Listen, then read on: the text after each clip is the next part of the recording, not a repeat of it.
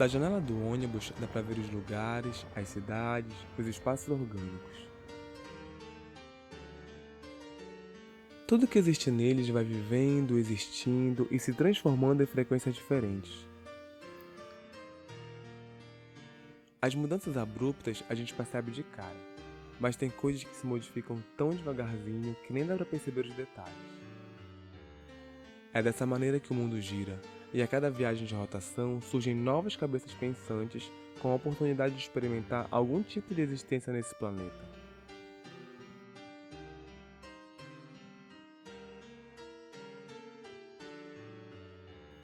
No lugar onde eu tô hoje, e no lugar onde tu estás hoje e agora, já passou muita gente. Já foi de outras formas, se duvidar já teve até outros nomes. Já foi palco ou protagonista de algum acontecimento, de algum episódio que ninguém nos contou. É curioso pensar nas histórias que não são contadas e que ninguém vai saber, justamente porque o vento leva, o tempo coloca no lugar que a gente não pode tocar.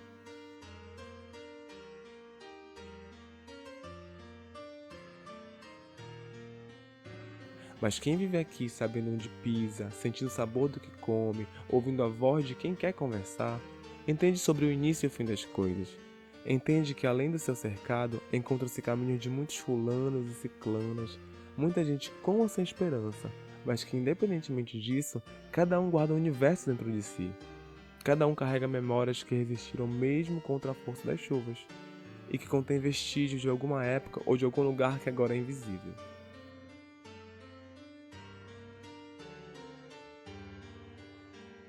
Outra ideia curiosa que pode fazer com que a gente leve muito tempo pensando é sobre como aquilo que a gente chama de eu pode conter tantos outros eus, os do passado, os que vão vir e todos os egos do presente.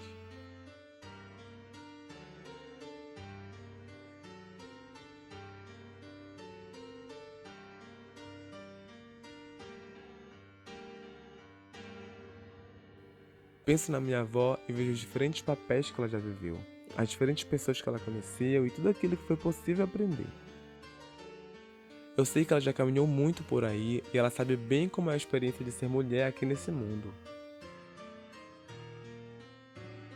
Apesar de tudo, em cada história e cada experiência que ela compartilha comigo, ela consegue me ensinar sobre afeto. Ela me mostra o que é sentir afeto pelo outro, pela terra e pela vida.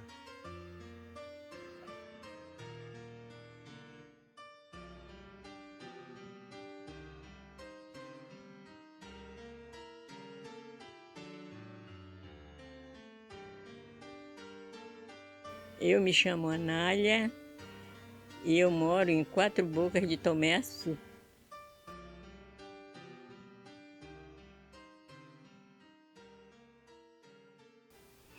Atualmente eu considero a minha vida muito calma, porque graças a Jeová Deus eu moro com a minha filha, ela, ela me ajuda muito, quando eu posso também eu ajudo ela, né? Nas coisas de casa, assim, e também eu tenho minhas atividades religiosas. Eu assisto, como na pandemia nós não estamos indo para a igreja, a gente assiste reunião online. E eu sempre eu assisto às reuniões, eu escrevo cartinha para mandar para as pessoas. E é assim, eu, eu levo a vida assim, bem calma, graças a Deus. Eu agradeço muito porque Deus me ajudou, que eu teve essa filha que mora comigo e ela cuida muito bem de mim. A nossa família é assim. Aqui na nossa casa mora eu, a minha filha, com o marido dela e dois filhos. E a filha dela mais velha, a Liliane, ela já não mora mais conosco porque ela já tem marido e mora separado. Agora tem dois filhos dela, um casal de filhos dela, que mora conosco, que é meus bisnetos.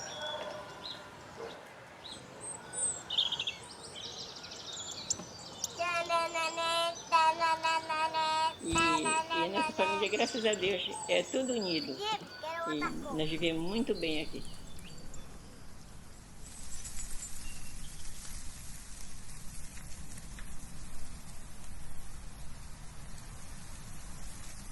A gente registra nossas histórias de diferentes formas, mas a nossa vontade não é apenas capturar o passado. A gente tenta entender como as coisas que já aconteceram reverberam no presente. Até a vovó chegar aqui, ela já passou por muita coisa e eu imagino que cada lugar que ela viveu foi importante para formar quem ela é hoje.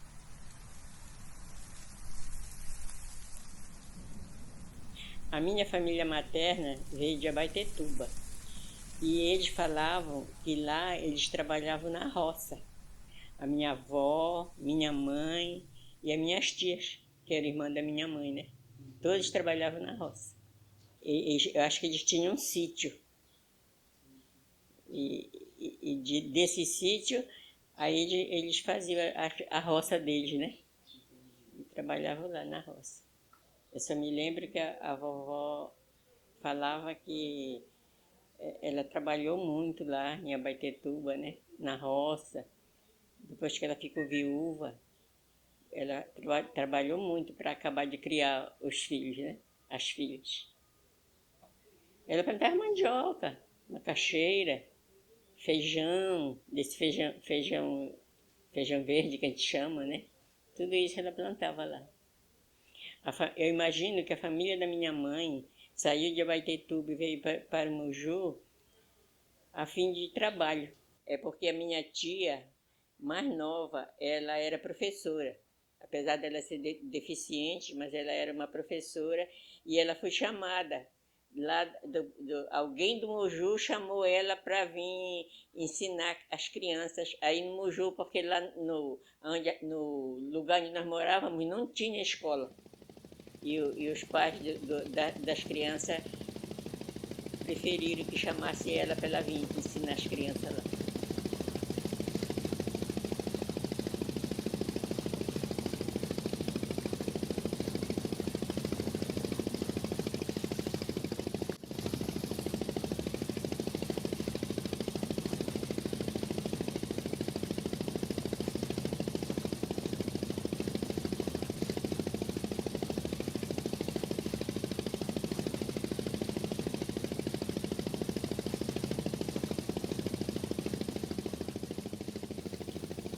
Nós morávamos na beira do rio Moju, nós éramos ribeirinhos. E a nossa casa era uma casa de madeira coberta com palha. Palha de ubuçu, não sei se vocês conhecem, né? E nessa casa morava a minha mãe, meu pai, a minha irmã Naite, minha irmã Anaildes, e meu irmão Aloísio, minha irmã Auxília. Eram essas pessoas que moravam lá. O meu pai chamava-se João e a minha mãe era Paula. Minha mãe era uma mulher muito forte, uma mulher muito trabalhadeira. Ela trabalhava cortando seringa no seringal e ela era que sustentava a casa depois que o papai morreu. Ela saía bem cedinho, quase escuro ainda de manhã para ir para o seringal. E quando era tempo de inverno, tava muita lama, né?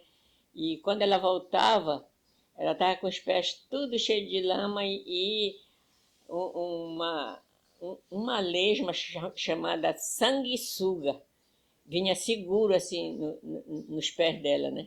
E a gente tinha que tirar.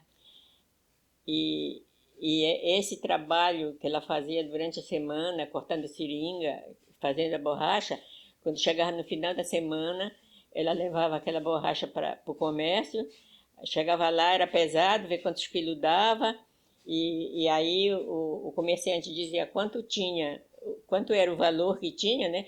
E a gente nem via o dinheiro, ela comprava tudo, mercadoria, para nós se alimentar. E também tinha o cacau, que a gente colhia e também levava para o comércio e era vendido. Assim mesmo, o cacau, sem ser seco, entendeu? Eles compravam assim. Para minha mãe, para nós tudo foi muito sacrifício, mas para minha mãe foi pior ainda, porque ela era que tinha que ter responsabilidade por tudo, né? Então ela dava um duro para sustentar nós tudinho. E ela era muito trabalhadeira e muito caprichosa, porque com tudo que ela sofreu, ela nunca deu nenhum de nós para ninguém. A mãe da minha mãe, o nome dela era Genoveva. E ela era muito rígida. Quando a mamãe queria bater na gente, ela não defendia a gente. Ela achava bom que a mamãe batesse na gente, né? E aí a gente já não era muito chegado com ela, né? Por causa disso. A minha avó, mãe do meu pai, o nome dela era Joana. E ela dizia que ela era descendente de índio. Ela, quando a mamãe queria bater na gente, ela defendia muito a gente. Todos nós gostávamos muito dela, né? E ela usava uma saia bem comprida, bem grande mesmo. E quando a mamãe vinha querer bater na gente, ela pegava a gente, colocava assim na frente dela e embrulhava com a saia a gente, para a mamãe não bater na gente. Eu com meus irmãos, nós éramos muito próximos. A gente brincava muito, a gente tomava banho no rio, a gente ficava nadando no rio. O pessoal que viu assim dizia, cuidado com o jacaré, hein? Mas a gente nem, quando a gente é criança, a gente nem pensa nessas coisas. Hoje em dia eu não fazia mais isso, de jeito nenhum. Mas quando a gente é criança, a gente faz cada coisa, né? E a gente brincava muito. Brigava também. A gente sempre tinha as brigazinhas, mas a gente vivia bem. Aí ele não gosta de tirar foto, não é? Ele nem sabe que está tirando foto.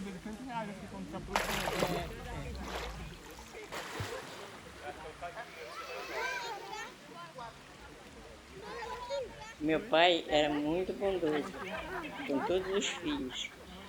Só que eu não tive assim muita convivência com ele, porque quando ele faleceu, eu tinha 6 anos de idade. A lembrança que eu tenho mais marcante do meu pai é quando ele estava bem doente mesmo, que ele estava na rede, gemendo e tudo, e dizendo que estava com muito frio, e a mamãe mandava eu colocar brasa no fogareiro e ficar passando assim, por baixo da rede dele. Até hoje eu me lembro disso.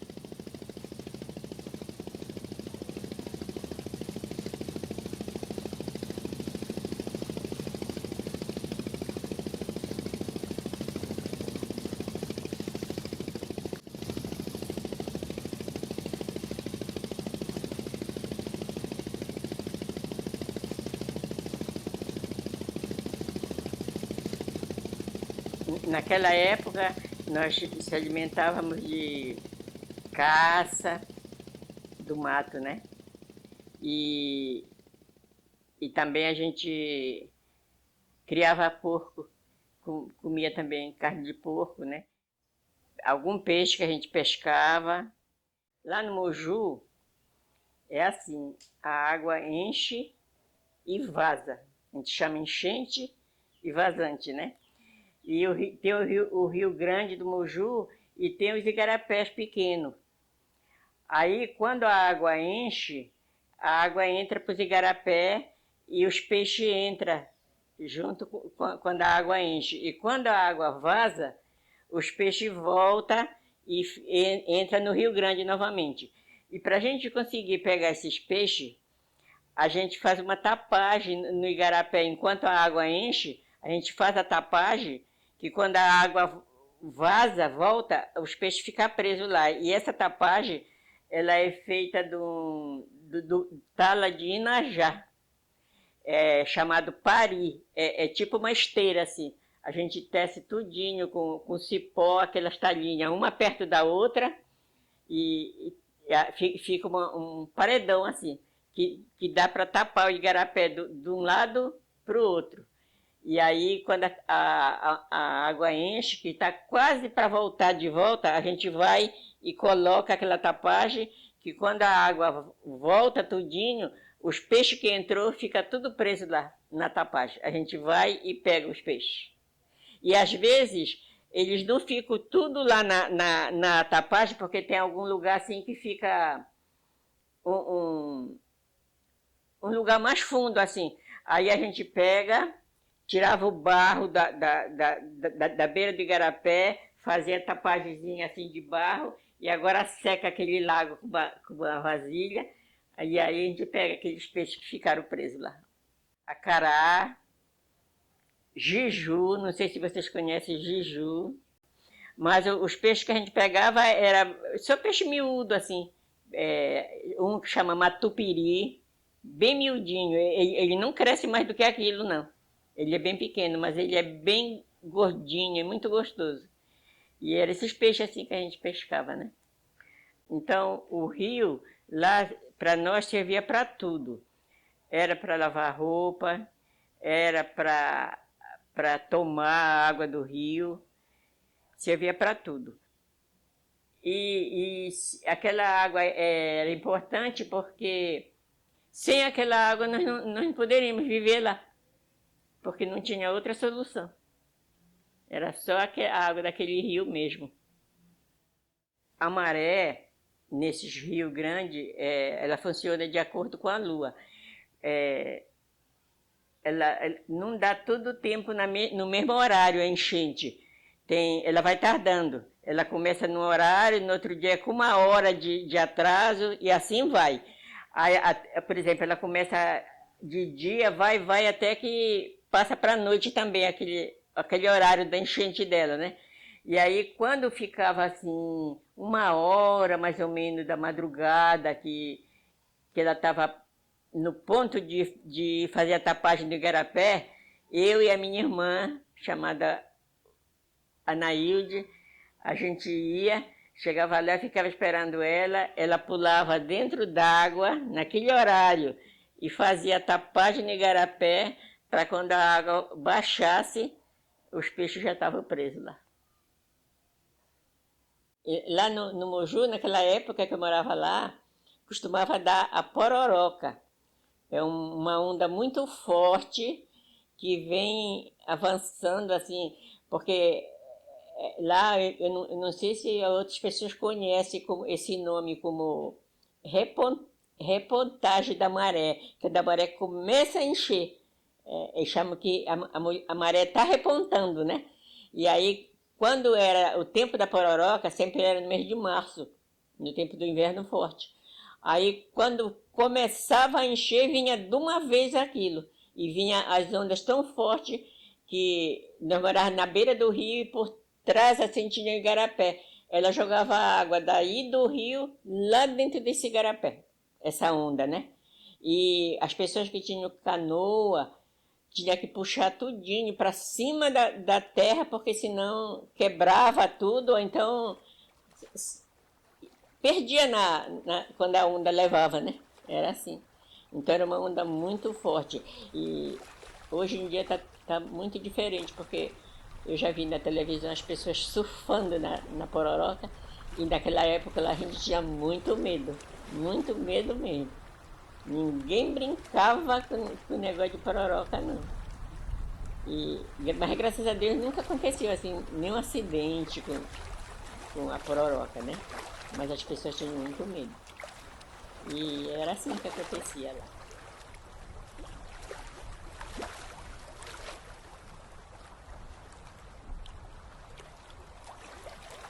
A plantação de lá era o cacau que a gente plantava, porque lá era chamado várzea, não prestava para plantar uma mandioca para fazer farinha. A gente não tinha nem a farinha, tudo era comprado, porque o terreno não prestava para plantar mandioca, né? A gente plantava banana também, para plantar banana era bom. Banana, laranjeira, e também tinha as frutas do mato, a castanha do Pará, assim, nativa, né?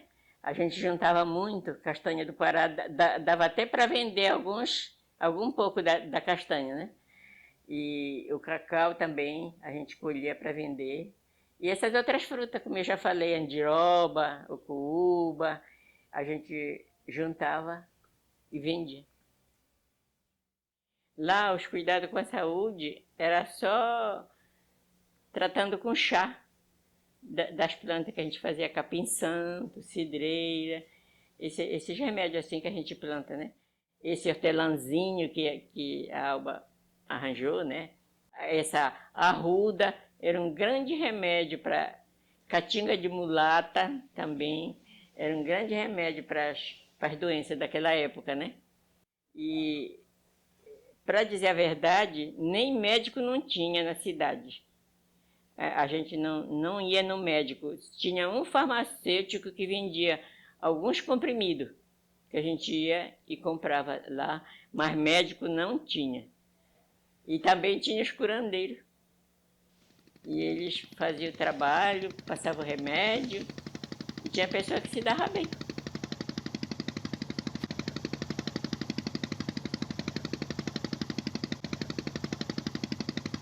E a cidade do Moju, naquela época, era uma cidade bem pequena.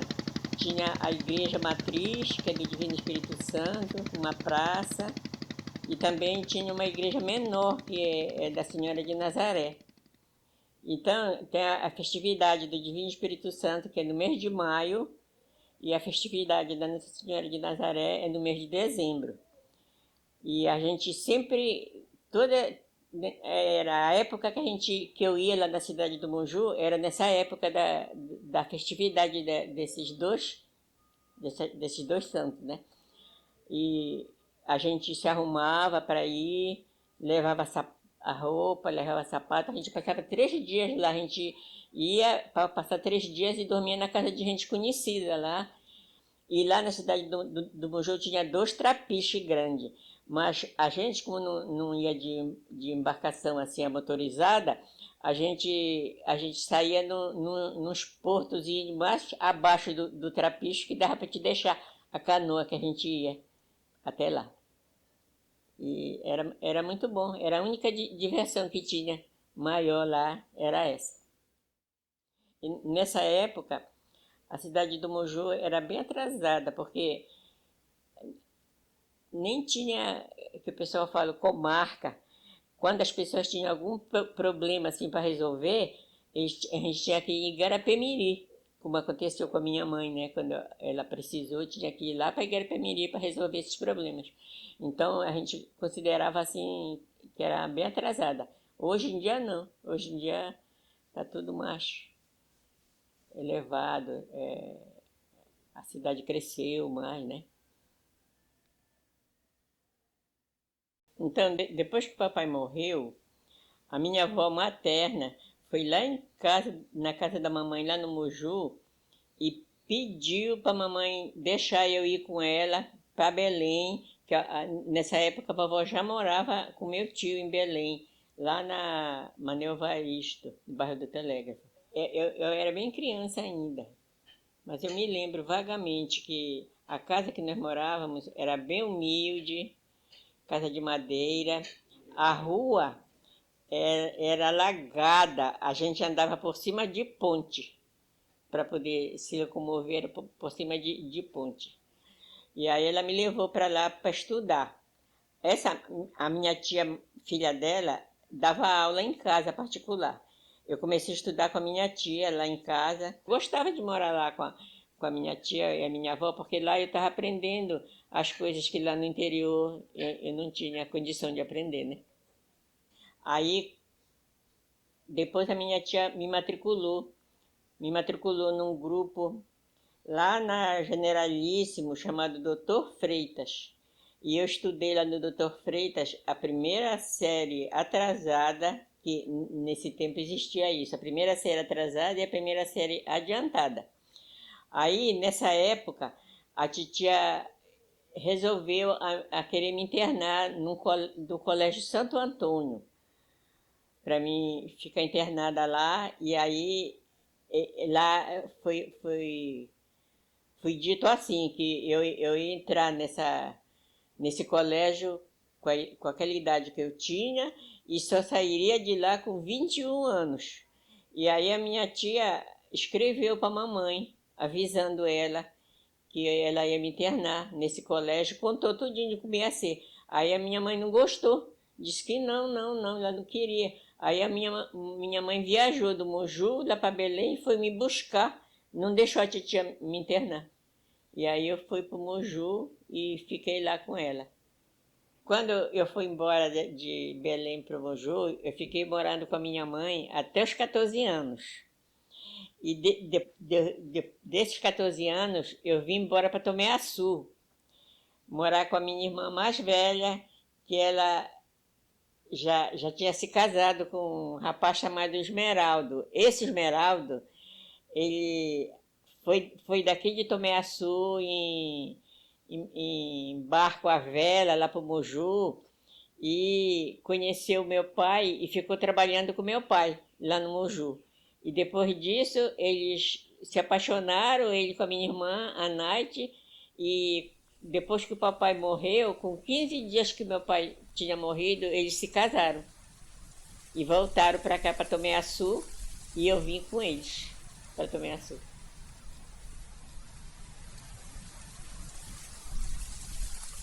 Se repete muito por aí que a Terra não pode parar e que o rio corre e pulsa na missão de alimentar o movimento. Ele transporta água, terra, folha, peixe, gente e mais uma porção de coisas que dá para levar. Como tudo aquilo que eu sei sobre de onde eu sou.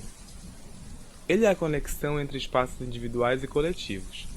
É por onde se costuram alguns rumos da história e por onde ainda se atravessam muitas narrativas. Por muito tempo foi o rio que levou a Anália ao imaginário sob outros cantos e outros bandos. Ela ouvia falar de outra gente com outras caras e outras casas. Mas o vento muda de direção quando se parte do ouvir para o conhecer. E obviamente foi o rio que levou ela a outros lugares. São os lugares de afeto, memórias unidas por geografias que se completam.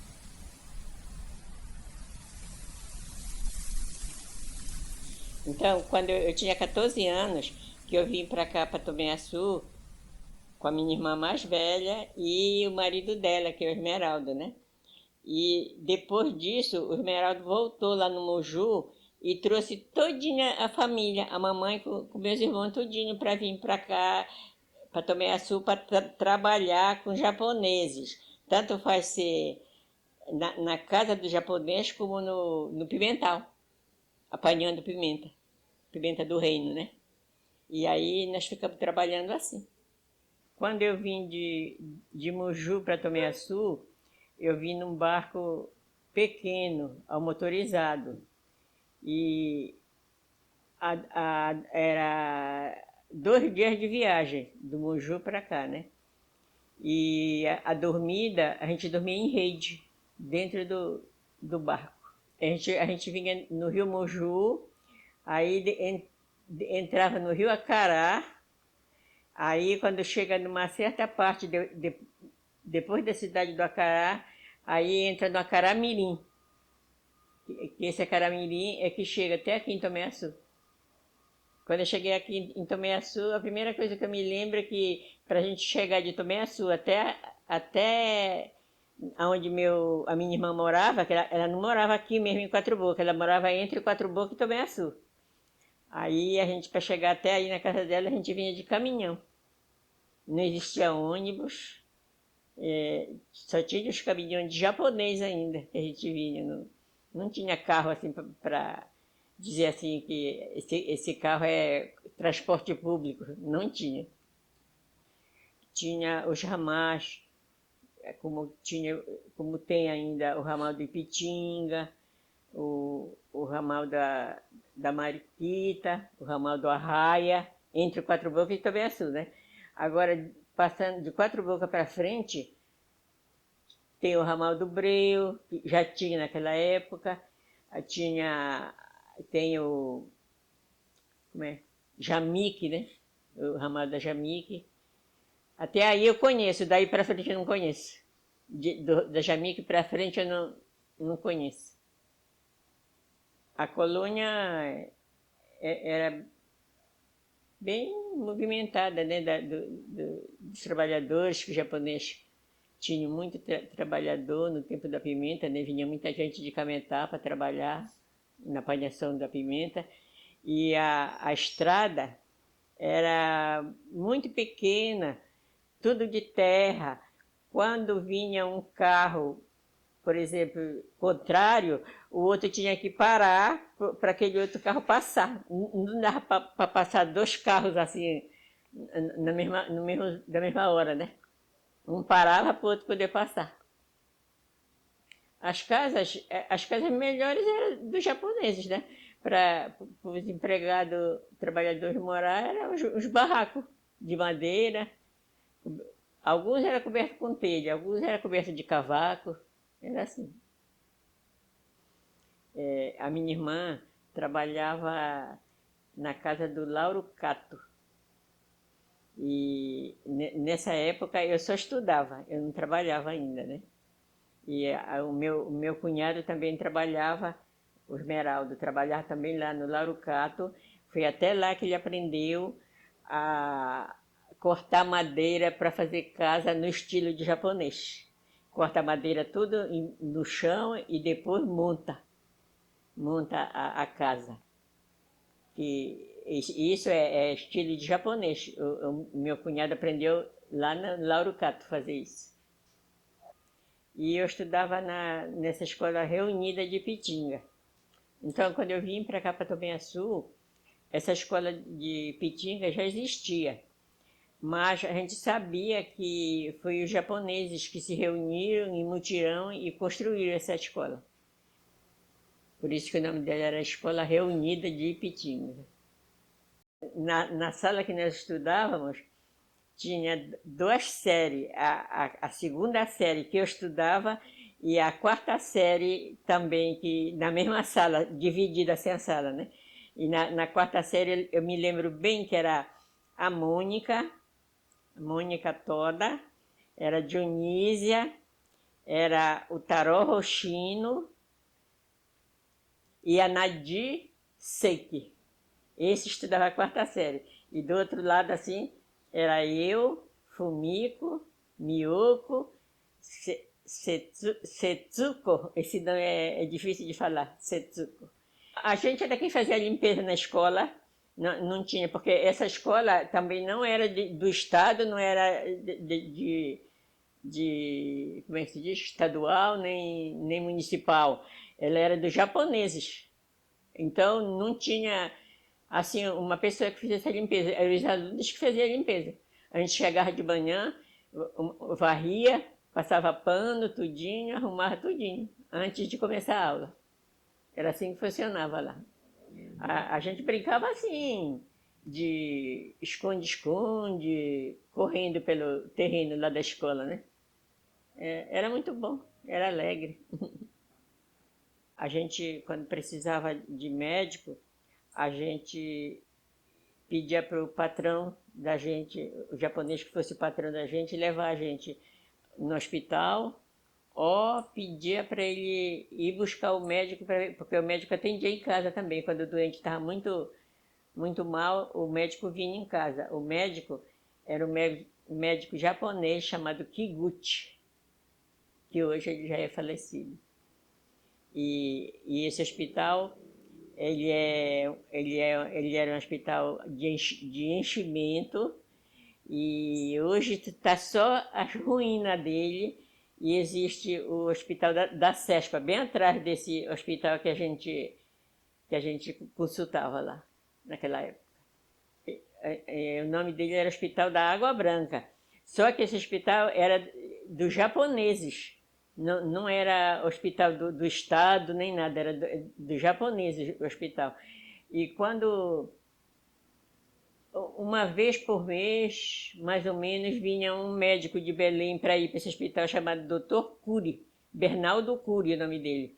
E eu até fui operada por esse médico aí nesse hospital que hoje está só a ruína, né?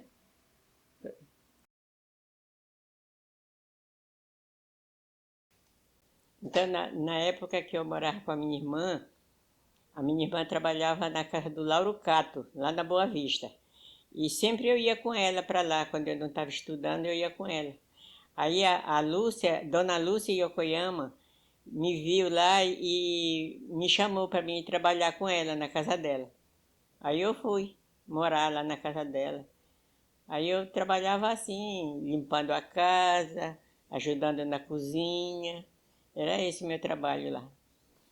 Ela era casada com Rui Yokoyama. E o seu Rui Yokoyama trabalhava com pimental. Era o trabalho que ele era com pimental. Ele tinha muitas pessoas que trabalhavam com ele, muitos empregados que trabalhavam com ele. Quando eu fui morar na casa do seu Rui Yokoyama com a dona Lúcia, eu percebi que o modo de vida deles era bem diferente do nosso, daqui do Pará. Eles falavam em outro idioma e também eles tinham comida bem diferente da nossa, como sushi, uma comida chamada sushi, uma comida chamada caré, e também uma comida feita do feijão soja, que chama tofu, e era assim, bem diferente da nossa. E também ela fazia uns doces diferentes. Ela fazia uns doces da massa do feijão, que chamava ancó. E era muito bom, eu gostava muito da comida deles e dos doces que ela fazia, era muito bom. Então, durante o tempo que eu morei com a dona Lúcia, eu era empregada dela, nós tínhamos uma relação muito boa. Eu gostava muito dela. Ela me ensinou algumas coisas assim de cozinha que até hoje eu consigo fazer, como comida japonesa, como tempurá, caré, até tamagoyá, que no Brasil chama omelete, e ela chamava tamagoyá. Só tem uma diferença um pouco, que é colocado um pouquinho de açúcar no tamagoyá. E a nossa relação era muito boa, eu gostava muito dela, ela também gostava de mim. E depois que eu casei, eu ainda morei 8 anos próximo dela. Depois eu mudei para Colônia, aí a gente não se via muito. Mas quando eu soube que ela estava doente, eu ainda cheguei a visitar ela. Eu conversei muito com ela antes dela falecer. O Joaquim, que era meu marido, ele era do Marajó, da cidade de Soure. E ele veio ainda novo para Belém, para Icoraci, morava em Icoraci. E nessa época, os japoneses iam convocar as pessoas para vir trabalhar nas construções das casas deles. Porque quando eu cheguei para cá, os japoneses moravam tudo em casa feita de madeira. E aí começaram a construir de alvenaria. Só que aqui não tinha pedreiro. Eles iam buscar em Belém, e o Joaquim foi um dos convocados para vir como ajudante de pedreiro. E aí ele se deu bem com o Sr. Rui, que ele veio lá para trabalhar na casa do Sr. Rui, ele se deu bem e ficou. Ah, e lá que eu conheci ele e a gente casou. Eu casei só no cartório. Eu casei vestida de noiva e os meus familiares tudo participaram no casamento. E na comemoração teve um almoço, ele tinha comprado um porco, foi feito churrasco de porco, outros tipos de comida também tinha. Ah, teve um bolo. Esse bolo, quem fez o bolo foi a dona Irene, irmã do Lauro Cato.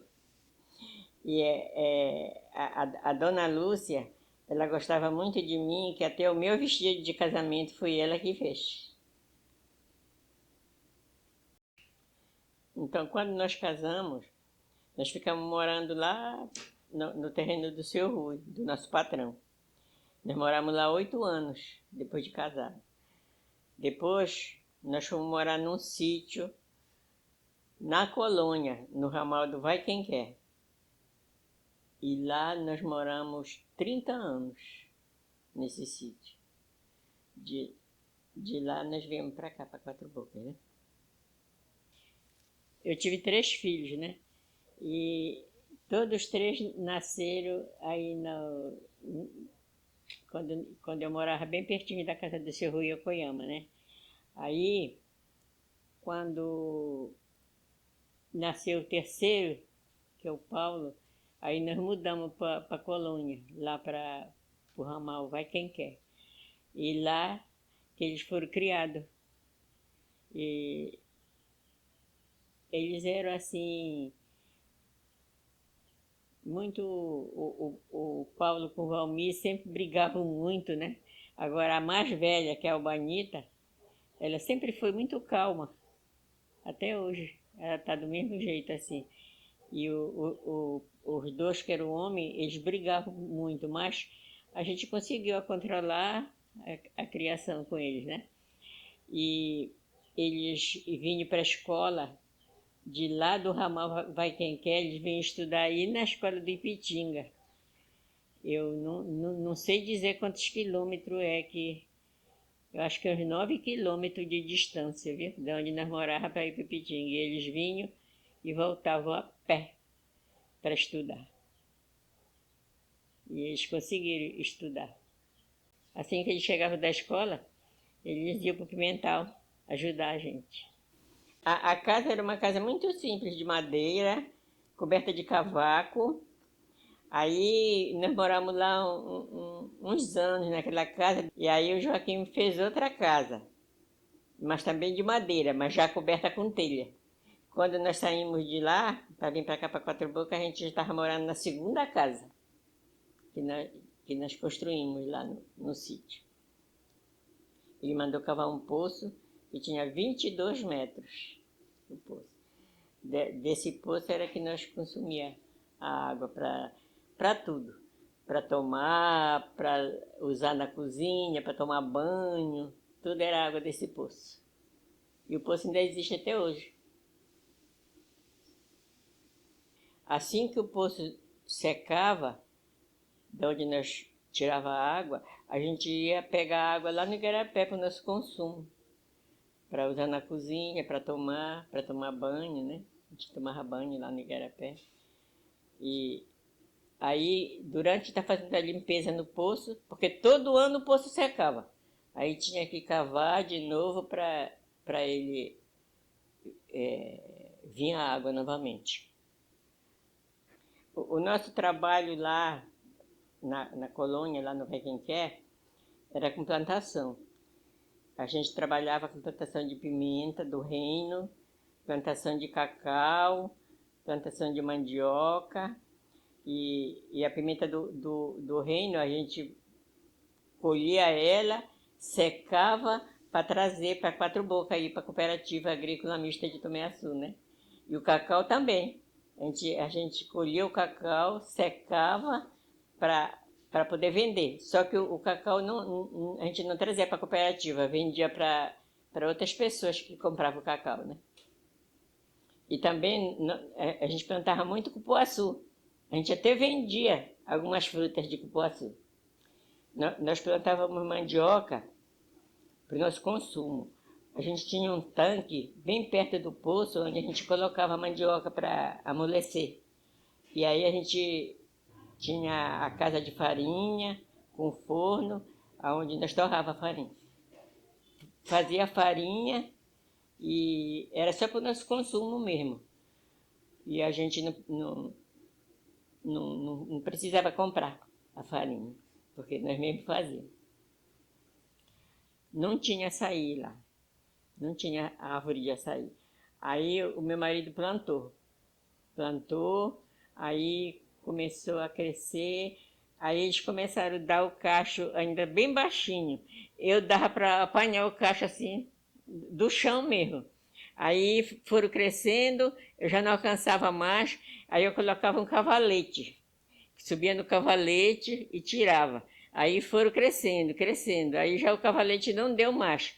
Aí eu fazia uma peconha, um negócio que a gente faz da folha do açaí, uma peconha, e subia na árvore até chegar no cacho para tirar o cacho de açaí. Aí, depois de apanhar, eu botava de molho, a gente põe de molho numa água não muito quente. Aí, quando amolecia, eu batia no aguidar de barro. Batia, coava na peneira e fazia o açaí para a gente tomar. Quando meus netos iam para lá, a gente tomava açaí assim, feito batido na mão. Lá no nosso sítio tinha muitas plantas. Meu marido gostava muito de plantar.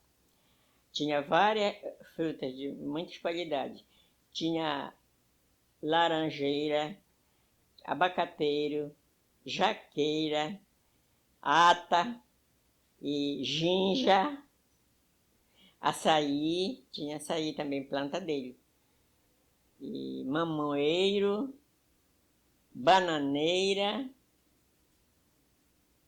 goiabeira, graviola, jambeiro, tinha jambeiro, acho que é só. Lá também o meu marido criava gado, tinha umas quantas cabeças de gado. E tinha a vaca leiteira, ele tirava o leite, nós tomávamos leite de vaca. E também nós criava galinha. A gente comia tanto faz os ovos, como as galinhas, quando nós precisava de comer, nós matava a galinha e comia. Então, nós fomos as primeiras famílias lá desse ramal que tivemos uma televisãozinha, funcionava com bateria. E a gente mandava carregar essa bateria aqui em Quatro Bocas. O meu filho Valmir, que era o encarregado de trazer a bateria para carregar, para a gente assistir. E os vizinhos mais próximos, tudo vindo para casa assistir a novela, jornal. E quando era tempo de jogo do Brasil, já não dava a sala, não cabia todas as pessoas, e na frente da casa tinha uma grama. E aí o meu marido botava, o Joaquim botava a televisão bem na porta da casa e as pessoas sentavam tudo na grama para assistir o jogo do Brasil. O meu marido, o Joaquim, ele era um pouco difícil de se lidar com ele. Ele era muito rígido e ele era assim, que só a coisa que ele pensava era que estava certa, né? Ele não era assim de tomar opinião assim com a gente para fazer as coisas, era só o que ele queria. Se a gente fosse fazer alguma coisa e pedir a opinião dele, ele nunca concordava com a gente, tinha que ser só do jeito dele. Mas deu para viver até ele falecer, eu fiquei vivendo com ele. Nós viemos morar em Quatro Bocas depois que nós se aposentamos pela aposentadoria rural. E aí o meu marido já estava idoso, eu também, e aí a gente já não dava conta de trabalhar, né, assim, no serviço muito pesado, né? Aí ele resolveu vender lá e nós viemos morar em Quatro Bocas. Com a venda com o ganho que ele vendeu o terreno lá, comprou essa casa aqui, em Quatro Bocas, e a gente ficou morando aqui. Nessa época já estava morando só eu e o Joaquim. Os filhos já tinham saído tudo. A Alba morava aqui em Quatro Bocas, o Valmir foi para Castanhal, depois foi embora para São Paulo, o Paulo também veio embora para Belém, e aí ficou só eu e ele. Aí ficava difícil só para nós dois já idosos, né? Aí por isso ele vendeu e compramos aqui essa casa. Ele tinha um trator também, um tratorzinho, aí vendeu esse trator. Porque quando ele saiu do japonês que ele trabalhava, ele falou em compra e o japonês vendeu bem barato para ele o trator. Mas quando ele vendeu lá o terreno, ele vendeu o trator também. Porque para cá não adiantava ele trazer, né?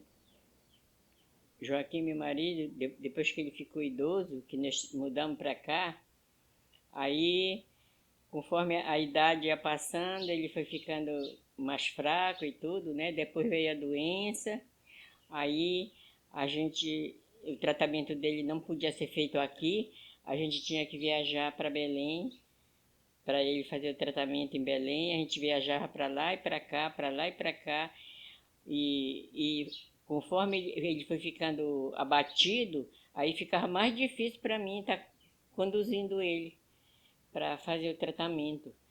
Aí chegou um tempo que ele não pôde mais andar. Foi obrigado a ele ir para uma cadeira de roda e eu que lidava com ele para dar banho nele, para fazer tudo para ele. Ele não dava mais conta de andar, ficou mais difícil para mim ainda. Ele sofreu muito, sofreu muito. Agora ele descansou. Eu moro aqui na cidade de Quatro Bocas, mas aqui no meu quintal eu gosto sempre de plantar algumas plantas que eu tinha plantado lá no sítio quando eu morava, né? Eu tenho plantado planta que serve para remédio, como capim-santo e mastruz, e tem também aquele boldo, tem a goiabeira, né, que a gente toma o chá da folha da goiabeira, e também tem as plantas de fruta como ata, graviola, caju, ainda não dá fruta, mas tem plantado. E, e é assim, a gente não planta mais porque o quintal é pequeno, né?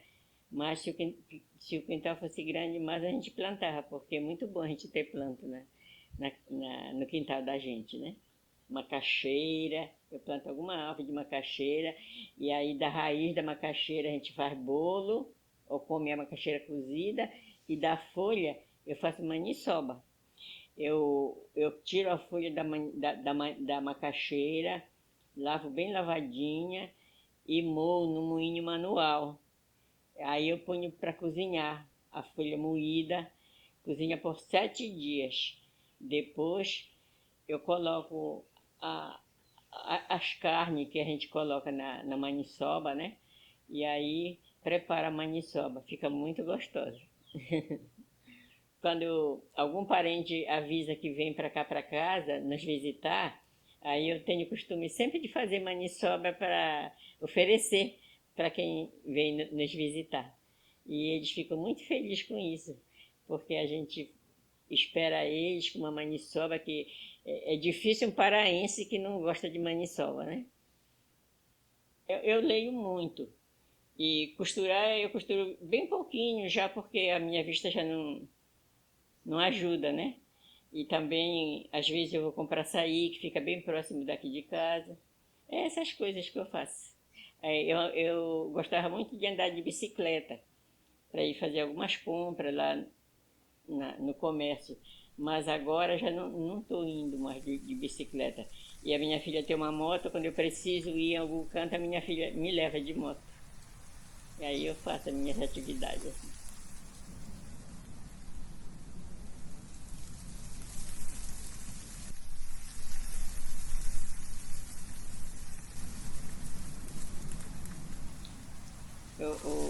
Eu nasci no Moju, né?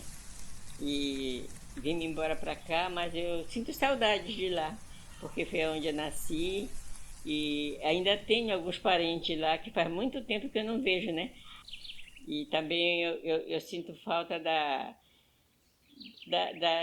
das coisas que a gente fazia lá, tomava banho no rio e ia pegar peixe no, no campo de natureza chamada Piri, né? Era divertido isso pra gente, né? Era muito bom essas coisas. É bom lembrar disso. E agora do sítio que eu morei, lá no Vai Quem Quer, eu sinto saudade do sossego. Porque lá a gente tinha bastante sossego, a gente não vivia preocupado com o negócio de bandidagem, e a gente vivia uma vida bem calma lá. Era muito bom. Foi muito bom lá, até no tempo que os meus filhos moravam com nós lá. Agora, depois deles saírem e tudo, aí já não ficou muito bom, porque ficava muito triste só para mim e o Joaquim, nós todos dois já idosos, né? Então foi por esse motivo que ele vendeu lá e a gente veio para cá, para Quatro Bocas, né? Eu acho que a minha vida seria muito diferente se eu tivesse ficado em Belém como a minha tia queria, né? Eu tinha estudado, tinha aprendido muita coisa. Talvez eu não tivesse passado por dificuldade que eu passei, né? Mas não deu certo. E eu estou conformada assim mesmo. Eu já vivi muito. Eu sou mãe, sou avó, sou bisavó. E o que eu acho muito importante é quando um filho da gente vem, toma a benção, dá um abraço. A gente sente muito amor pelos filhos, pelos netos, pelos bisnetos. E isso para a gente é uma satisfação muito grande. Hoje em dia eu estou com 80 anos, né? E a dificuldade que eu sinto é... Eu não posso mais andar de bicicleta como eu andava, né? E até andar a pé mesmo eu não dou conta de caminhar muito como eu caminhava. E muitas coisas que eu fazia quando era nova, agora eu não dou mais conta de fazer. Mas graças a Deus que a minha memória ainda está funcionando bem. Eu agradeço muito a Deus por isso, porque tem muita gente da minha idade que já está sem funcionar direito a memória, não escuta, né? Eu também tenho uma falta de audição, mas eu ainda escuto as coisas. Agora, depois que eu fiz os 80 anos, foi que eu me senti muito fraca, muito tonta. Eu não sei se foi porque eu perdi muito sono cuidando dele, ou se foi por causa do Covid. Porque eu contraí. Eu contraí o vírus do Covid e não tomei remédio. Então, até hoje, eu sinto assim, uma fraqueza e tudo, mas eu já fui no médico e o médico diz para mim que essa fraqueza minha, tontura, não tem nada a ver com Covid. O médico falou isso para mim, né? Eu levei até o teste para ele olhar, o teste que o rapaz fez, né? Ele olhou e disse, não, essa fraqueza e tontura não tem nada a ver com Covid. Apesar de toda a dificuldade que eu passei na vida, e ainda estou passando até hoje, mas eu não estou triste com a minha velhice, não. Eu agradeço muito a Deus, porque eu estou com 80 anos e ainda estou contando as histórias.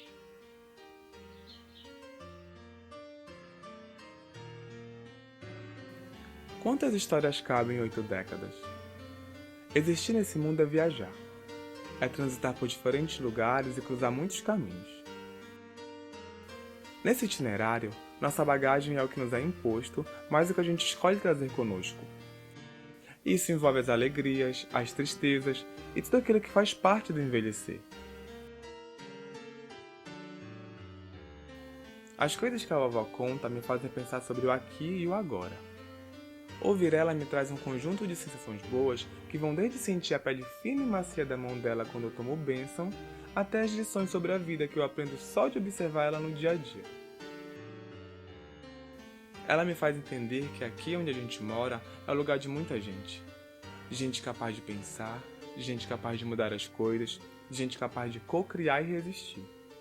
Eu gosto de guardar essas memórias para nunca perder.